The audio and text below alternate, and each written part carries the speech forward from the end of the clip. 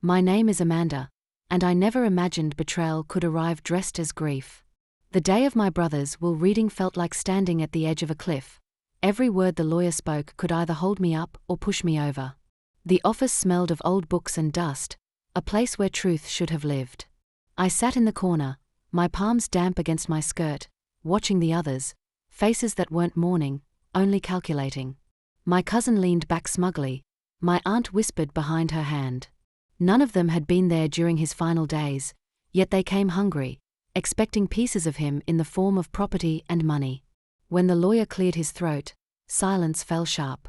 "This is the last will and testament." His voice was steady, but my chest tightened with each name called. My brother's house, given to Mark. The savings, split between distant relatives. Even his old car, handed to someone who barely knew him. I gripped the edge of my chair harder, waiting for my name. Amanda. It had to come. But it didn't. The lawyer shut the folder with a final thud. That concludes the reading. For a second, I thought I hadn't heard right. My ears buzzed as if the air itself refused to let the truth in. "Excuse me," I whispered, my throat dry. "That's all? Are you sure?" All eyes turned to me. Some pitiful, some amused. My cousin smirked. "Guess he left you out, Amanda." Someone chuckled softly. My aunt shifted uncomfortably but said nothing. The words sliced deeper than any knife. "Left you out." But I knew my brother. He wasn't perfect, but he was loyal. He raised me when no one else did. He tucked me in at night, reminded me to eat when I skipped meals, promised me I'd never be alone. He was my anchor in a world that kept trying to swallow me whole. The man I knew would never erase me. I stumbled out of the office, the laughter echoing behind me like poison. Outside, the city moved fast, cars honking, strangers rushing past. But I stood frozen, gripping my coat, feeling more abandoned than ever before. That night I sat at his old desk, the one he used to write letters on. The lamp cast a golden glow over the scattered papers. I traced my fingers along the wood, searching for something, anything, that proved I hadn't imagined his love. Bills. Receipts. Bank statements. Useless. Then, buried beneath a stack of folders, I found a leather-bound file. My pulse quickened as I opened it. Inside was a draft of the will. Same handwriting. Same seal. But at the end, just before the conclusion, a page was missing, ripped out clean. The last visible line read, "All remaining assets shall go to," and then nothing. Just torn paper. My hands shook. My breath came fast. Someone had stolen my name from my brother's final words. In that moment, grief turned to suspicion. And suspicion turned to fire. Whatever truth they thought they buried with him, I was going to dig it up. The missing page haunted me. I couldn't sleep. Every time I closed my eyes, I saw my brother's handwriting cut off mid-sentence, as if someone had silenced him even after death. The thought made my skin crawl. Who had torn it out? And why? The next morning, I returned to the lawyer's office. He looked surprised to see me. "Amanda, the will has already been settled. There's nothing more." "There's a page missing," I interrupted, placing the torn draft on his desk. My voice trembled, but not from fear. Rage lived beneath it. "My brother's real wishes aren't here. Someone took them." He studied the document with furrowed brows, then shook his head slowly. "Where did you get this?" "From his desk," I replied firmly. The lawyer sighed, tapping his pen nervously. "Amanda, I only read what was given to me by the executor. If there was another page, I never saw it." His words didn't sound like a lie, but they didn't comfort me either. When I left the office, I noticed my cousin Mark leaning against the building, waiting. His smirk was gone, replaced by something sharper, colder. "Digging through old papers now? You really can't accept he didn't want you," he sneered. I clenched my fists. "He loved me more than he ever loved you." Mark stepped closer, lowering his voice. "Then maybe you should ask yourself why you ended up with nothing." He walked away before I could answer, leaving me with a knot in my stomach. His words felt rehearsed, as if he already knew about the page. That night, I couldn't shake the unease. I sat again at the desk, this time checking every drawer, every hidden compartment.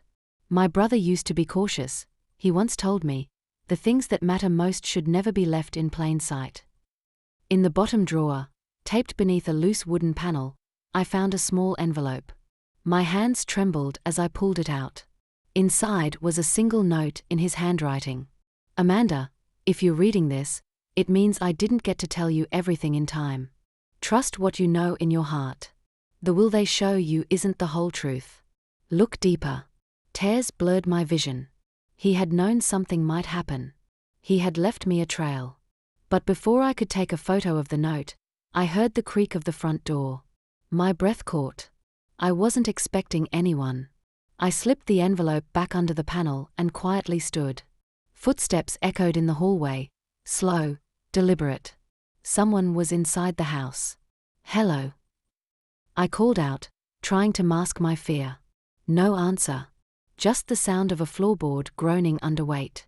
My heart raced as I grabbed the nearest object, a heavy lamp. I moved toward the hall, every step measured. Then I saw him. Mark. Standing in the shadows, his hand still on the doorknob, eyes fixed on me.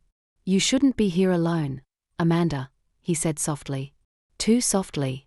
Things get lost, things get taken, when people don't know when to stop digging. And just like that, the suspicion hardened into certainty. Mark knew about the missing page. And he was willing to do anything to keep it hidden. I barely slept that night. Mark's voice echoed in my head, his warning disguised as advice. Things get lost, things get taken. He wasn't just taunting me, he was admitting something. By morning, fear had shifted into determination. I couldn't keep waiting for the truth to come to me, I had to chase it. So I went back to my brother's house, this time determined to search every corner he ever touched. The house was quiet, too quiet. Dust hung in the air like it hadn't been lived in for years, though I had only been there days ago. I went straight to his study. The hidden envelope still rested where I left it. But this time, I examined every book on his shelves, running my hands along the spines. My brother loved puzzles. He once said to me, if anyone ever wants to know me, they'll have to solve me. Halfway through, I found an old ledger tucked behind encyclopedias. It wasn't a ledger at all, it was hollowed out, hiding a folded document. My pulse thundered as I opened it. Inside was another draft of the will, more complete than the torn version. And this time, the missing line was visible. All remaining assets shall go to my sister, Amanda. The words blurred through my tears. Relief washed over me, but it was fleeting. Because at the bottom, I noticed fresh fingerprints smudged across the page. Someone had handled this recently. Someone who didn't want me to see it. I stuffed the draft into my bag just as a sharp knock rattled the front door. My stomach dropped. Through the window, I saw Mark standing on the porch, hands in his pockets, looking far too calm. I didn't answer. I didn't move. Amanda, his voice carried through the wood, steady and deliberate. We need to talk. I held my breath, praying he would leave. But instead of knocking again, the doorknob jiggled. He was trying to get in. Panic surged through me. I grabbed my bag and slipped out the back door, the cold air biting my skin as I ran. My feet pounded against the ground, heart racing faster than my legs could carry me. I didn't stop until I reached the end of the street, lungs burning. Only then did I dare to look back. Mark was standing in the front yard, watching me. He didn't chase me. He didn't need to. His stillness was worse. It was a promise. He knew I had found something. And he was going to come for it. I didn't run anymore. I was done being afraid. My brother had trusted me to find the truth, and now I had it, on paper, in my hands. Mark could glare from shadows all he wanted, but I wasn't going to let him erase me again. The next morning, I walked straight into the lawyer's office. My bag felt heavy with the folded document, but my steps were steady. The lawyer raised his head in surprise. Amanda, I told you. Read this, I said, cutting him off as I laid the draft on his desk. My voice no longer trembled. His eyes widened as he scanned the page. He compared it against the official copy he had read aloud days earlier. Then he leaned back, frowning. This changes everything. Within hours, the office was filled with tension. Relatives were called back. Mark arrived last, face tight with anger. He avoided my eyes, but I saw the flicker of panic he tried to mask. The lawyer cleared his throat. It appears a page from the original will was deliberately removed. With this restored version, Amanda is the sole heir. His words landed like thunder. The room erupted. My aunt gasped, others muttered in disbelief. Mark slammed his fist against the table. This is a setup. She planted it. I pulled the smaller envelope from my bag, the one with my brother's note. My hands shook, but not from fear. He knew this would happen. He left me this, warning me the will wasn't complete. He trusted me to protect his wishes. Silence fell. For the first time, Mark looked cornered, stripped of his smugness. His jaw clenched, his face pale. He had no answer, because deep down, he knew I was right. The lawyer nodded gravely. This note corroborates her claim. Amanda inherits everything. And an investigation will follow regarding the missing page. I exhaled, my chest loosening for the first time since the funeral. It wasn't just about money or property, it was about love, about my brother's voice not being stolen from me. He had chosen me, just as he always had. As the others stormed out, muttering curses, I stayed behind. I touched the document gently, whispering to the air, "Thank you, brother. You didn't forget me." When I left the office, the sun was breaking through the clouds, warm against my face. For the first time in weeks, I didn't feel invisible. I felt seen, protected, even in his absence. Mark's betrayal had tried to erase me, but the truth had brought me back. And this time, I was standing taller than ever.